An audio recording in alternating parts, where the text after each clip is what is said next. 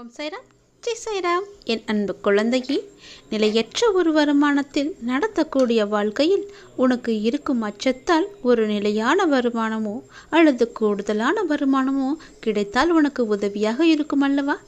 அதற்கான ஏற்பாடுகளை நான் செய்து தரவா? அதற்கான சில முயற்சிகளை நீ எடுப்பா என்றால் அதற்கான வாய்ப்புகளை நான் உருவாக்கி தருகின்றேன்.